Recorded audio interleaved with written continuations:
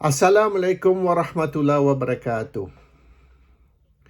Sudah 2 tahun, tuduhan kerajaan gagal ni tidak putus.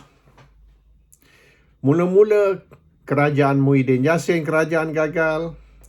Lepas tu sekarang ni kerajaan Ismail Sabri Yaakob kerajaan gagal. PAS gagal, UMNO gagal, Bersatu gagal. Semua gagal. Dan kerajaan Muhyiddin Yassin kerajaan pintu belakang. Sekarang ni pun kerajaan Ismail Sabri Yaakob kerajaan pintu belakang. Tidak ada satu pun yang dianggap sah. All illegal government, backdoor government. Jadi rakyat marah. Masa kerajaan Muhyiddin Yassin dikatakan mereka gagal tentang isu COVID. Sekarang ni dikatakan mereka gagal isu banjir.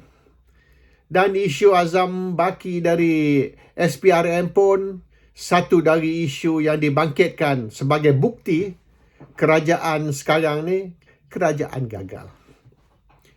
Semenjak jatuhnya kerajaan Pakatan Harapan pada bulan Februari tahun 2020, selama 22 bulan saja memerintah, semua Perdana Menteri, kerajaan, Menteri Kabinet dan sebagainya, semua tak sempurna, semuanya gagal, semuanya lemah.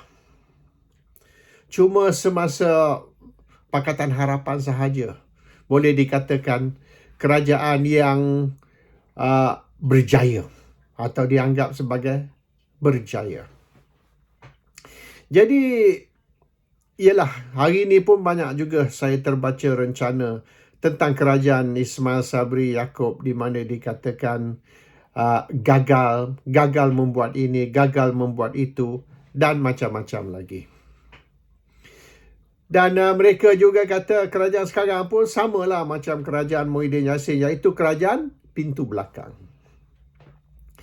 Jadi apa yang ramai tidak sedar, pertama ialah ini propaganda Pakatan Harapan untuk menunjukkan yang semenjak kerajaan Pakatan Harapan ditumbangkan, semua kerajaan Perdana Menteri selepas itu semuanya gagal. Tapi yang sebenarnya kegagalannya bukan Muhyiddin Yassin atau Ismail Sabri Yaakob atau kerajaan Perikatan Nasional atau kerajaan Barisan Nasional yang ada sekarang. Tidak boleh kita salahkan mereka ini semua. Yang gagal ialah Pakatan Harapan. Pakatan Harapan telah menang mandat di dalam pilihan raya yang ke-14 pada bulan Mei 2018. Rakyat telah beri mandat kepada Pakatan Harapan. Pakatan Harapan pun mengaku yang mereka terima mandat rakyat. We received the voters' mandate to form the government.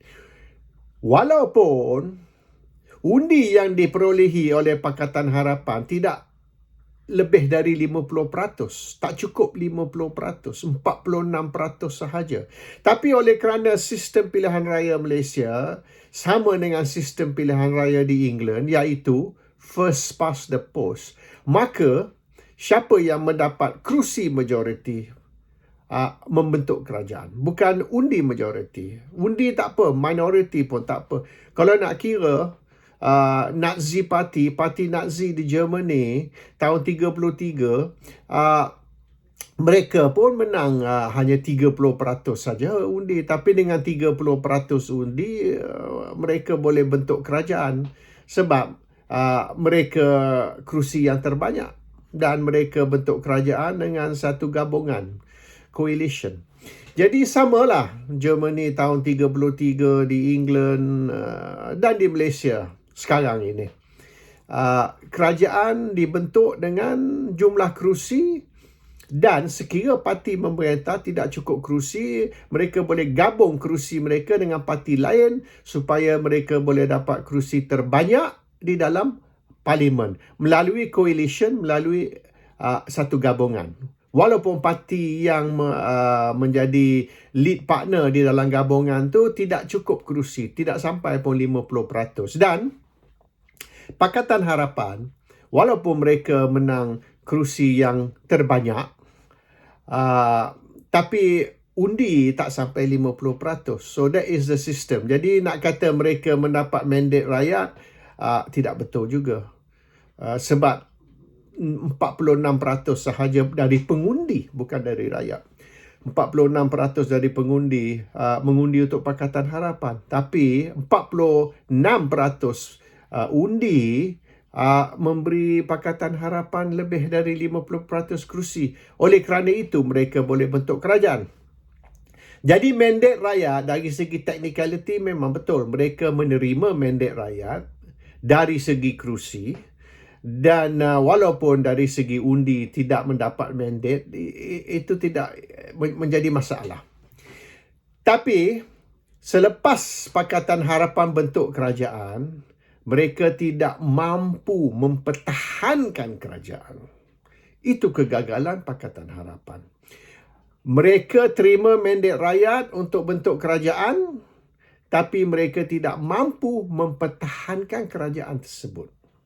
Oleh kerana gabungan yang dibentuk untuk nak tubuhkan kerajaan ialah satu gabungan di antara musuh.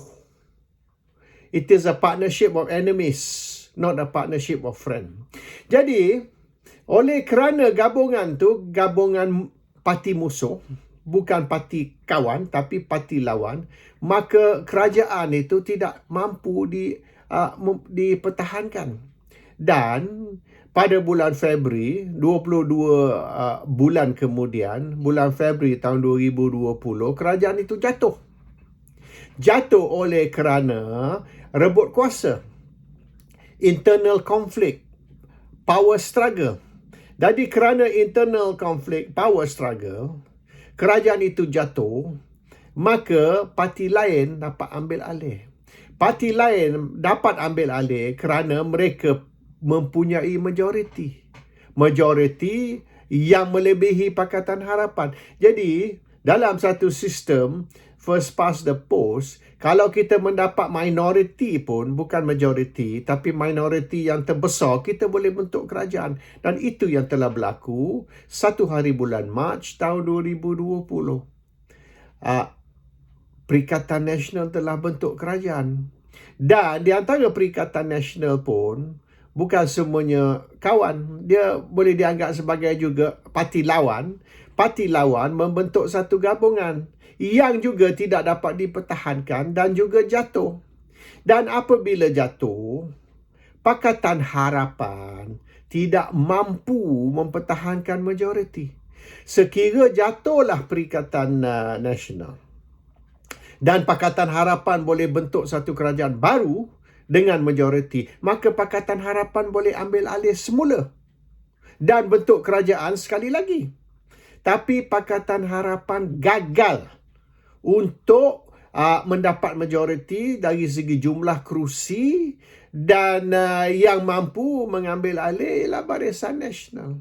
Oleh kerana mereka memperolehi kerusi yang lebih. Jadi, 2 kali gagal. Kali pertama, Pakatan Harapan gagal mempertahankan kerajaan oleh kerana power struggle, rebut kuasa, dan Pakatan Harapan jatuh selepas 22 bulan. Dan apabila Perikatan Nasional pula jatuh, Pakatan Harapan gagal untuk memperolehi majoriti, untuk mendapatkan balik majoriti untuk bentuk kerajaan semula. Jadi, kegagalan kali kedua oleh Pakatan Harapan. Oleh kerana itulah UMNO, Barisan Nasional, dapat mengambil alih, membentuk kerajaan yang ketiga dalam masa tak sampai 5 tahun. Term parlimen yang ada, yang akan expire hanya pertengahan tahun depan. Jadi, nak kata Muhyiddin Yassin gagal, Ismail Sabri Yaakob gagal, Perikatan Nasional gagal, Barisan Nasional gagal. Yang sebenarnya yang gagal ialah Pakatan Harapan. Sebab apa? Selepas mendapat mandat dari pengundi, mandat rakyat, mereka lepaskan kerajaan. Mereka benarkan kerajaan itu jatuh. Dan apabila kerajaan baru yang ambil alih juga jatuh, Pakatan Harapan gagal mengambil alih kuasa, mengambil balik kuasa. Oleh kerana mereka pun tidak mempunyai majoriti di dalam parlimen. So, failure, kegagalan, kerajaan gagal ialah Pakatan Harapan. Rakyat sudah beri mandat. Sebab apa? Serah mandat tu. Lose the mandate to the opposition. Dan Pakatan Harapan kembali menjadi pembangkang dan pembangkang ambil alih sebagai kerajaan. Salah siapa? Nak kata salah Ismail Sabri Yaakob lah, salah Muhyiddin Yassin lah dan sebagainya. Itu semua tidak betul. Yang salah ialah Pakatan Harapan. Apabila terima mandat rakyat, apabila mampu bentuk kerajaan, mereka lepas kuasa kepada pembangkang oleh kerana kegagalan dan kesilapan mereka sendiri. So, kerajaan gagal ialah Pakatan Harapan. Assalamualaikum warahmatullahi wabarakatuh.